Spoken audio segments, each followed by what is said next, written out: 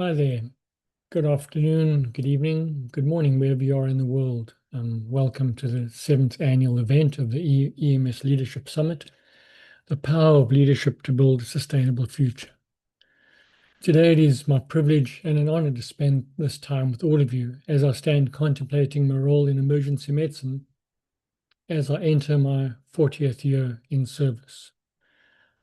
I would like to share with you today what I've learned about burnout, PTSD, recovery, and resilience. Preparing this presentation has been an emotional experience, but also a healing one, as healing is a never-ending cycle. Just stating up front that the views expressed in the presentation today are solely mine as the author of this presentation, and they're not representative of EMS Leadership Academy or any of its affiliates.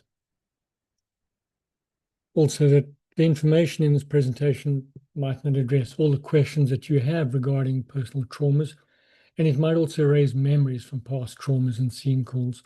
And I would encourage you during and after this, if that is the case, to consult with your healthcare provider and explore resources to ensure that device is appropriate for you, and always consult with healthcare professionals in any mental and health concerns.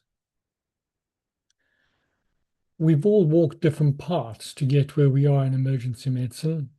There's a light-hearted intro in terms of from medical student to the crazy to the non-existent attention span.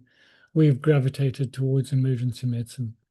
Some of us might relate, some of us might have walked different journeys, some of us might see how this applies to a colleague or not. But the path to emergency medicine is both convoluted and long and arduous for those of us who've embarked on this journey. So the journey begins with the first step, as with life itself.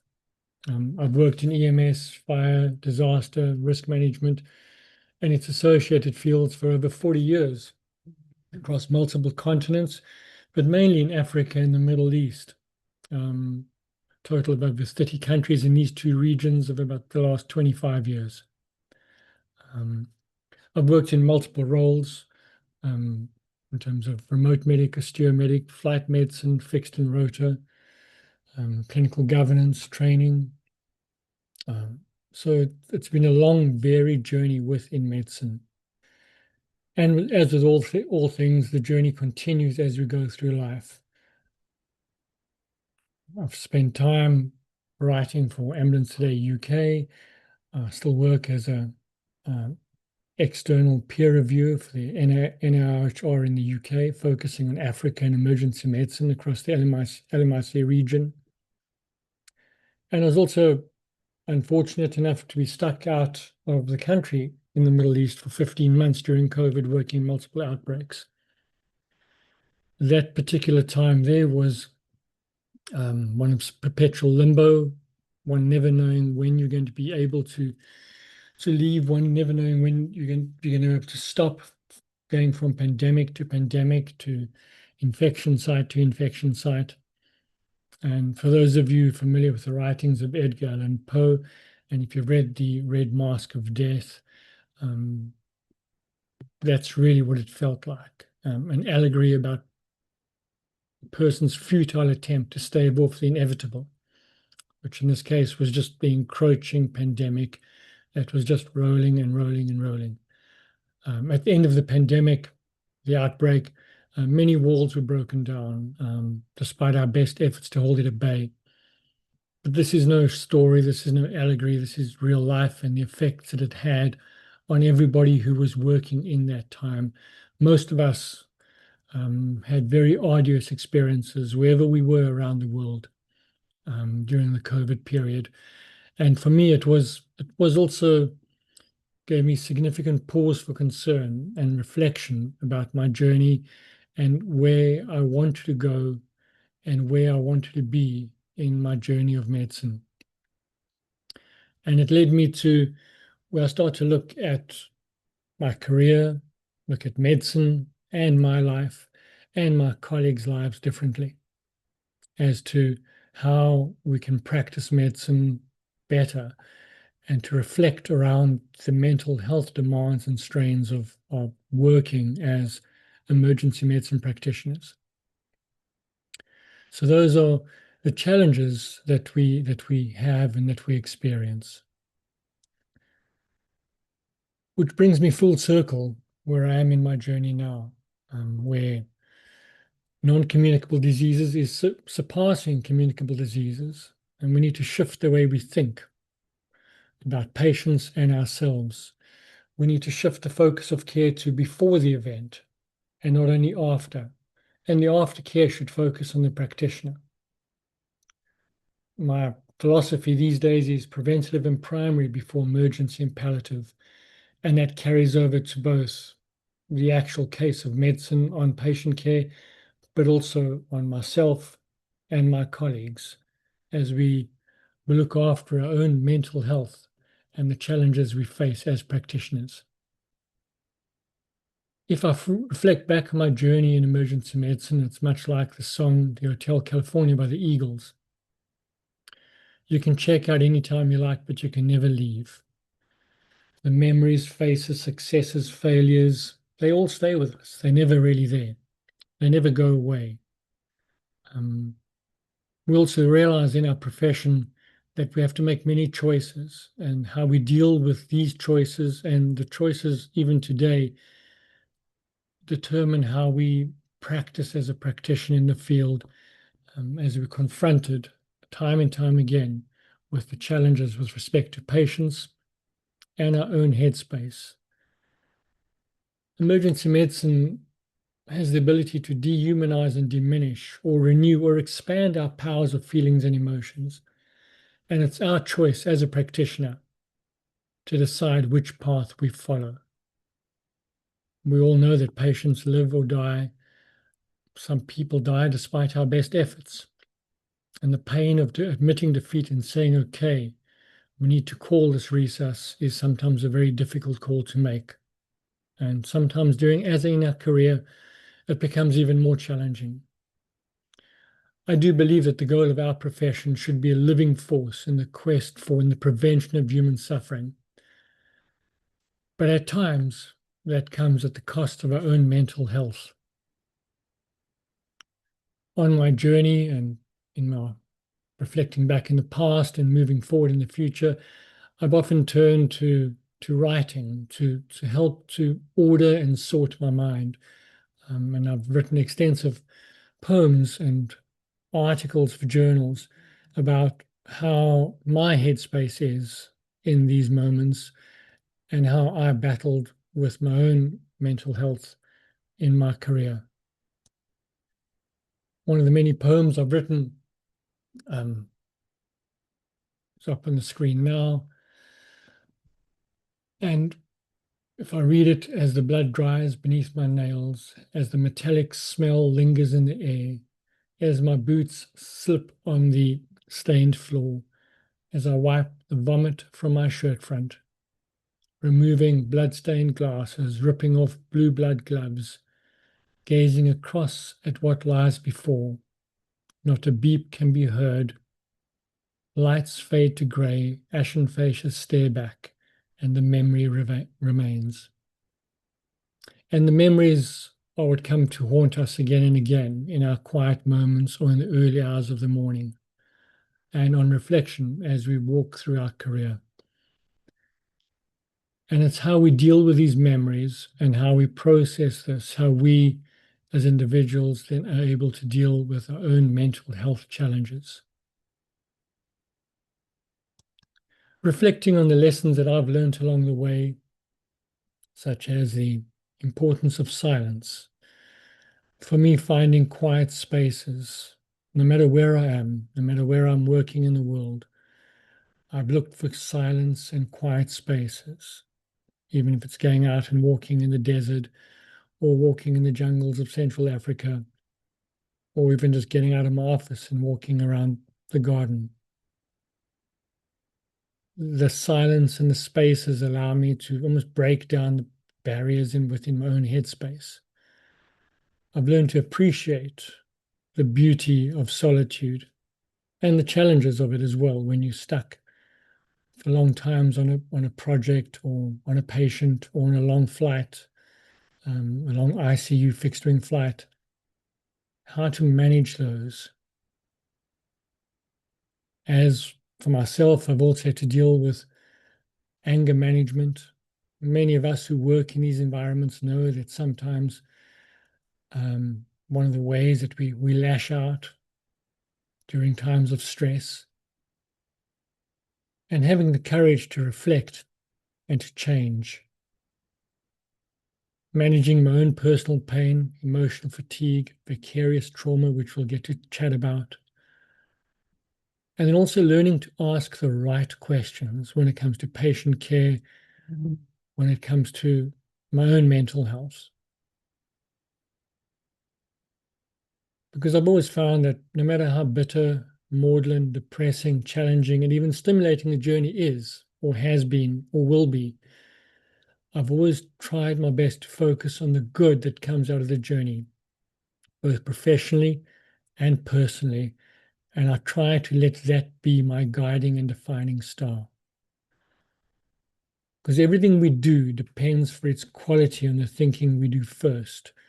To quote Nancy Klein from her book Time to Think, which is a very profound book for us to read as we embark on a journey for ourselves and for others around us in our profession. Compassion fatigue, vicarious trauma, burnout, and PTSD are challenges we face. There's various definitions for all of these. I'm not a psychologist. I'm not a psychiatrist. Just a medic who's learning to deal with these terms and how they impact on me in my life. But vicarious trauma for us is real, where we witness firsthand again and again the visceral images that we see and we experience. We're not always fully aware of the slow, gradual impact of ongoing visceral trauma, on how the impact it has on us as practitioners, as opposed to the direct actual trauma we see. So, and vicarious trauma is shown to change our shift in how we view the world around us, how we as medical professionals are impacted on the slow, gradual creep of the buildup of traumatic events we experience day by day. We might not always notice the fundamental shifts in our worldview as they altered and damaged by the repeated exposure to traumatic events. There's been a number of key studies that have been written about how paramedics, first responders, firefighters, police are affected by this vicarious trauma that just builds up on us. And then it creates significant compassion fatigue, this emotional and physical erosion that takes place that just doesn't allow us to refuel and regenerate timelessly. While I was preparing this presentation, I noticed a report that came out as well from the EMS Leadership Summit, which was the report on the rural ambulance services, just released now in 2026. I read the report and it's absolutely surreal, for so many of the sections of that could be just a cut and paste of the challenges facing EMS in South Africa, and I'm sure globally. I have networked with colleagues in other countries and continents, and we're facing the same challenges: staff shortages, overtime, burnout. More and more providers are leaving the field early in their careers, leading a shortage to staff, then leads to overtime, ad hoc staff getting called in, and the cycle just seems to be never ending, which then creates further burnout and workload pressures. So I do believe that the EMS workforce is in a crisis, and how we manage this crisis, how we manage these challenges, is really going to affect how we as individuals, we as practitioners, as services, are able to keep moving forward in a positive mind space. EMS leaders are really, really going to be challenged now to find a way to work around this. Because if we don't do this, it's going to negatively impact not only on the practitioners, but on patient care. And all of us are here because we do ultimately care for the patients that are in our hands during the course of any particular shift. And tied in with the burnout then is we're cycling back to, for me, which is one of the key challenges, is vicarious trauma. So we're continuously exposed to this. It builds up over time and it can impact the standards of patient care, relationships with our colleagues, relationships with our family, with our wives, with our children. And if we don't learn to deal with these, if we don't learn to look at self-care, stress management, and supportive relationships, we will really, as practitioners, start to significantly suffer. I'm sure many of you sitting in and listening today know of colleagues who've dealt with significant challenges and in some cases have not been able to cope with the challenges and then have had to go down routes which we just don't really like talking about. But as individuals in the profession of emergency medicine, globally, we all faced with these same challenges. PTSD is real. Anxiety and depression are real. And mental health is a huge challenge within our services.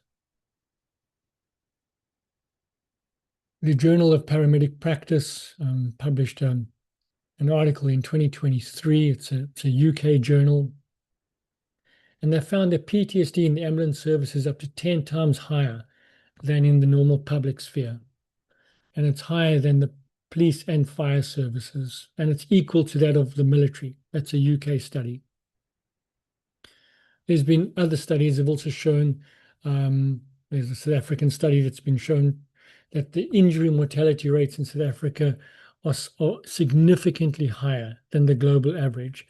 And a handful of studies conducted in EMS personnel in the Western Cape in South Africa found that this high prevalence of exposure to critical incidents compared to other counterparts in other low-income countries is significantly higher. And that is vicarious trauma. So greater incidence of depression and fatigue and burnout is added to by the vicarious images that we see and the traumatic events we are exposed to. As a profession, as individuals, we need to find a way of how we can manage this, how we can move forward. So how do we then move forward? Studies have also explored these avenues that we need to look at intervention programs needed to assist EMS personnel working in these high-sustained, high-stress environments. They've also shown that we can assist healthcare educators in the design of co-curricular activities intended to help the development of resilience. Resilience development is critical for ensuring the psychological well-being of EMS personnel. How we can cope with exposure to daily trauma, and how we can put coping mechanisms in place. How we can teach resilience skills to the practitioners within our care if we are EMS managers. And if we are EMS leaders within our sectors, then these are things that we need to take upon ourselves to find ways to put coping mechanisms in place, and how we can develop activities to inculcate positive mental well-being on our staff and our colleagues. Going back to the opening comments I made, that we need to go back full circle to look at how we can assist and psychologically help our colleagues, our juniors, our seniors through various programs. So we need to work on keeping our bucket of resilience full. We need to learn to focus on resilience as being a positive view of oneself. Far too often in our profession, we've had this arrogant idea that we need to be bulletproof. We need to be able to withstand anything that's thrown at us. We need to be a strong, I hate to use the word macho, but that sort of A-type aggressive personality. And that for me isn't being bulletproof, it's just being arrogant. We need to have a bucket of resilience and compassion. We need to learn that change must be a part of our life. We need to look at positive goal settings. Because if we don't do that, patient care falls down, relationships with our colleagues fall down, and mental health increases.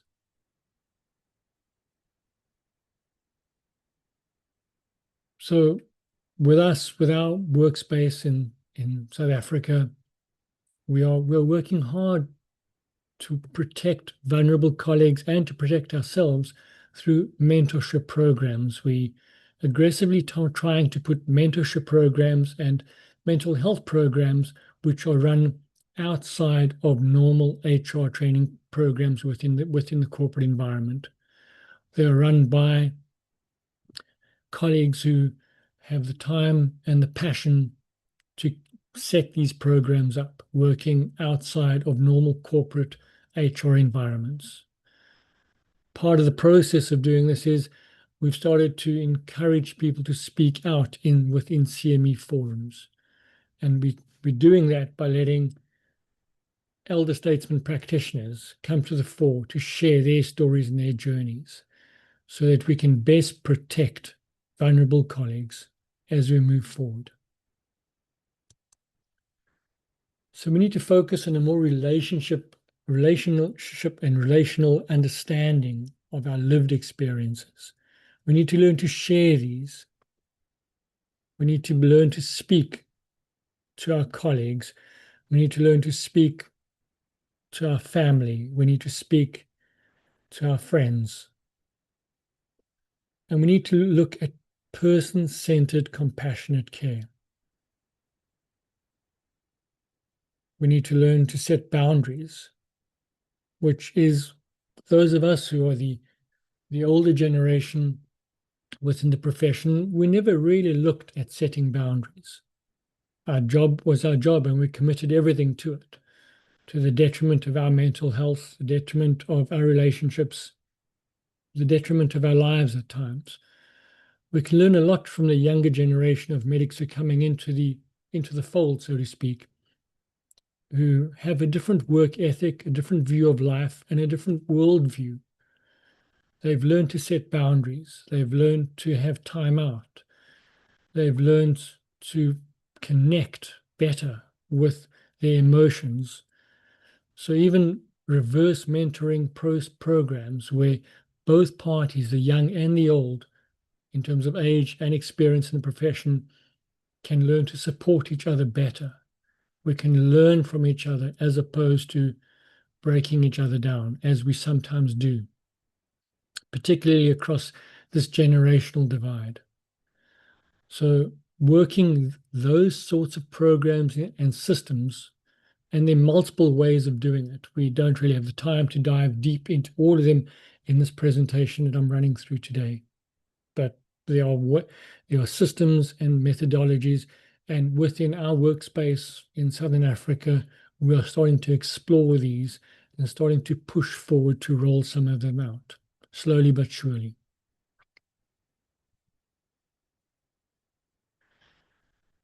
Looking at the 6 signs of resilience in life, learning how to reframe, how to look at problems and situations differently, how to, by the reframing process, we're just changing the perspective to help us cope. Using the power of positive emotions, where we thinking outside the box and thinking of different ways to come up with strategies of solving problems creatively. They can also improve our sense of belonging helping us to bond with supportive individuals who are working with us, and giving us a sense of accomplishment by having wins, small wins. The beauty of small wins on a day-to-day basis does wonders for one's positive mental health, positive mind space. Encouraging people to participate in physical activities, time outdoors, time away from the workspace to reduce the impact of stress.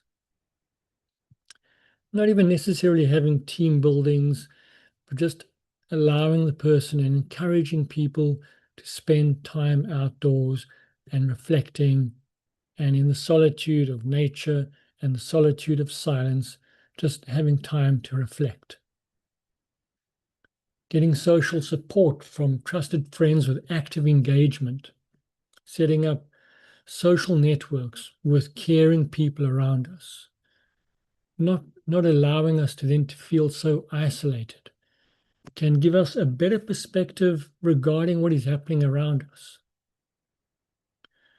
Identifying our signature strengths, engaging on our strengths, which will give us more of an authentic outlook on life and increase our sense of meaning and control, helping us to overcome the challenges on a small day-to-day basis with small micro wins.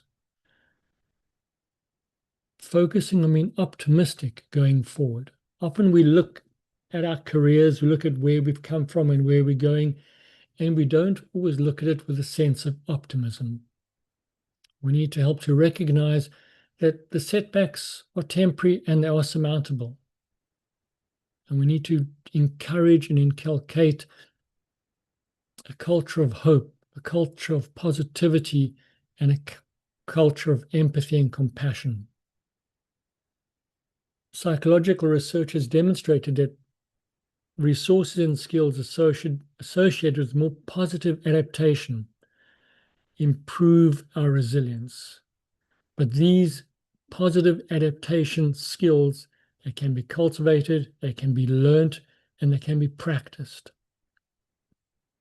And those what we need to facilitate moving forward, how we move forward from the road to vicarious transformation from vicarious trauma. So we need to find ways to facilitate this transformation. Increasing our curiosity and openness to new information, to new ideologies, to new thought processes. Increasing our tolerance for the unknown and trusting in the process. Trust in the process that will be built around us, in the systems that we're working in. Balancing our self-awareness with knowing intimately our own vulnerabilities and starting to appreciate our strengths and starting to work in supportive networks. Part of the vicarious transformation then gets us to differentiate between the compassion fatigue and compassion satisfaction. There are two aspects of our professional quality of life: compassion satisfaction and compassion fatigue. We're going to focus on the satisfaction part now, where we begin to look at ourselves and have a gentle, honest relationship with our own human experience. We need to look reflectively at ourselves with kindness, look at ourselves internally with gentleness. We can then extend that onto others. We need to learn to be kind and gentle and caring to ourselves. We've often spent our whole life caring for others that we've forgotten to care for ourselves. Self-care should be at the forefront of our thinking, because if we are caring for ourselves, we can care better for the others around us. And by doing that, we will become a better practitioner. And not only that, a better father, a better mother, a better husband, a better wife, better friend to our colleagues, and a better colleague to our colleague on shift.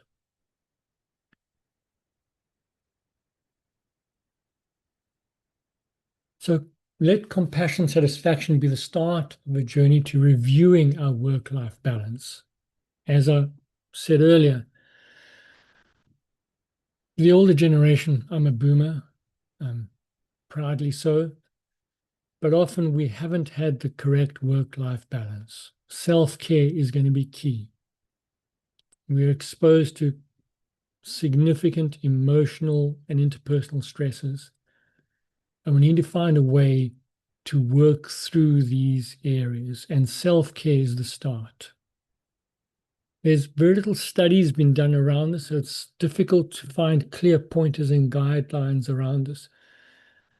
But as I've reflected, healing begins from within, and being committed to self-care with clear boundaries in your own personal and professional life, and looking and understanding the negative behaviors and the root causes of these will be a great start for our own internal self-healing. Self-healing in our profession is a lifelong management plan, but as we continue to do the necessary internal work, life will and can begin to change for the better. Sadly, the profession itself needs a lot of work itself. So working on ourselves and mentoring our colleagues is one route. But us as EMS leaders need to have a long, hard look at how we are running our business models, that they might not be run in the way that generally create a positive self-care work environment. So we need to look inward at our own structures, our own management regimes, to ensure that we can carry this and filter this down to the staff who desperately need this care as well. So results of pre and post organizational interventions have been done. There's been numbers of studies on that, and they've shown significant positive outcomes in promoting well-being within the workplace, and they've shown great promise. So we need to learn how to then cultivate hope. If any of you have read the book Viktor Frankl's Man's Search for Meaning, it's an amazing tribute quest for hope within the concentration camp in the Holocaust. So Frankl says that everything can be taken from a man, but one thing that cannot be taken is his freedom and his choice and attitude of how to deal with things in any given situation.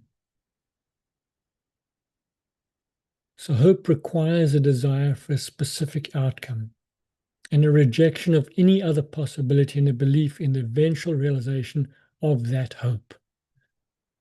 And also I love reading Rebecca Solnit. She reflects that hope locates itself in the premises that we don't know what will happen. And in that spaciousness of uncertainty is our room to act, and our room to act positively.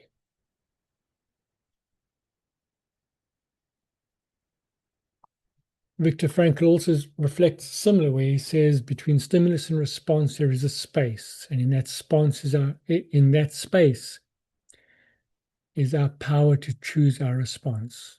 Our response lies in our growth and our freedom.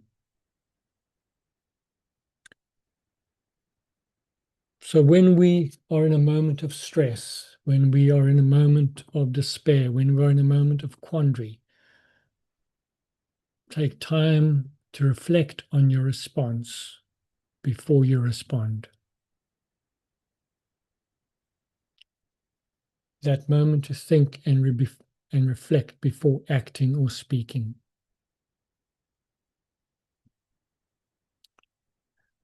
Frankl further states that there are three ways we connect with meaning. It's through the things we do, through the things we feel, and through the stance we take towards situations.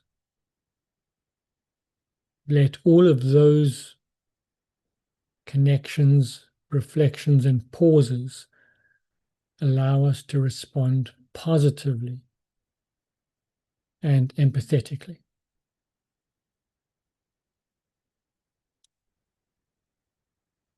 I've spoken at length about empathy so far as well, and despite the different theories and terminology of the concepts of compassion fatigue, vicarious trauma, and burnout, each one is associated with the concept of empathy. Excuse me. And the two key components, cognitive and affective empathy, the ability to take someone's perspective, and also whereby an individual shares similar emotional responses to other person's experiences. From a professional point of view, those are areas of cognitive and affective empathy we need to move into. We need to start to practice them. We need to start to weigh in on them and lean in on them.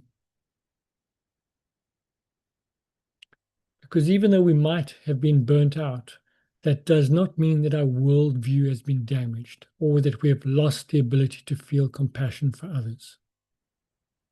It just means that we are burnt out and tired, and we need to learn to just pause, reflect, and be kind to ourselves. That's the one thing that I've learned, is to be kind and forgiving to myself as I've traveled and walked this journey.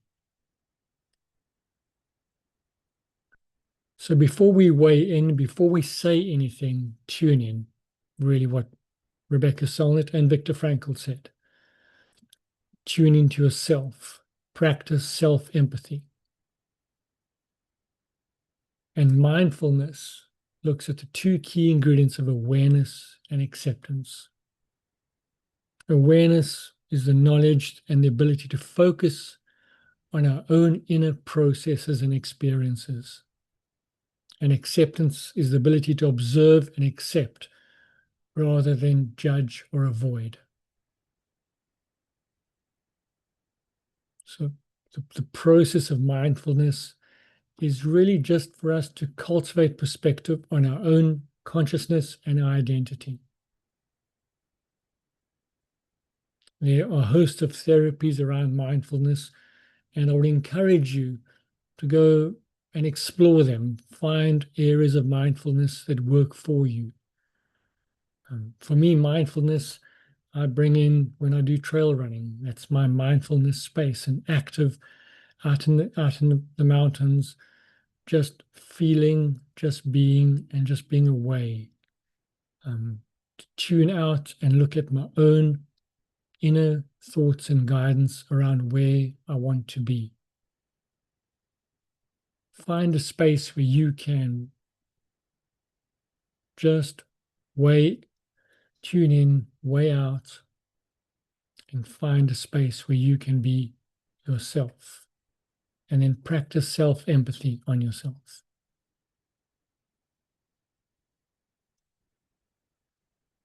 And then our profession really needs radical empathy, striving to understand the feelings of others and creating a better world based on that understanding. This is what our profession needs. As practitioners, we need to be willing to be vulnerable. We need to be grounded in who we are. And we need to open ourselves to the experience of others and practice empathy, take action, and build trust. That way we can create change, positive change, for the profession that I'm sure all of us love and care deeply about and really enjoy working in. But that profession is ours, and we must make it ours. So let's shift the paradigm to paraphrase the late, great John F. Kennedy. Ask not what your profession can do for you, but rather ask, what can I do for my profession? What can I do for my colleagues? And remember, if you can see further today as a medic, it's because you are standing on the shoulders of those who came before you. So let's learn to lean in on each other and into each other. Structures might fail. There might be endemic toxic cultures. Companies might not always be what we want them to be where we're working. But remember, in that immediate workspace where we are, with you and your colleague and your partners, or your shift or your patrol, that immediate space does not have to be toxic. So lean in and lean into each other. And by doing that, we can make a difference to our own lives, to our own traumas, and to where we're working and the patients we're interacting with. As Mahatma Gandhi said, be the change you want to see in the world. Let the ripple become a tsunami. This is our profession. We can mold it. We can change it. We can make it the profession that we want. And as EMS leaders, we can make the environment that we are in with our staff, we can make it the positive, caring, empathetic space. That should be our vision. It should be our dream. Some closing thoughts then. Let's focus on supporting resilience at all life stages, prevention instead of reaction. Let's develop a greater sense of awareness. Let's be sensitive to our work environment and how we can help others who are battling to stay grounded. And remember, at all times, be prepared to hold space with our friends, family, and colleagues. I'll end off with a poem I wrote some time back as well about my epitaph. Looking back, I gaze at a red and broken past. Around my feet lies the present. An uncertain yet clear future lies before. Surrounded by pain, time spent with the dead and dying, understanding death at times comes easier than conversing with the living. Contemplation brings a deeper appreciation of life. All I want my epitaph to be is not confusion, but just trying to leave someone alive. And that someone does not have to be a patient. It could be your life, my life, could be your colleague's life. Together we're always stronger. Let's remember that. I'd like to, in closing, take this time to thank Robbie for reaching out to me to present, and to the EMS Leadership Summit team. Thank you for giving me the opportunity to share what I've learned and keep learning every day. And yes, there's always hope. 40 years in, I'm ready, maybe not for another 40 more, but I'm ready for more, and there's always hope. And together we can do this. Thank you for your time. Thank you for your patience. Thank you for your listening. And always focus on a gentler way of life. Thank you.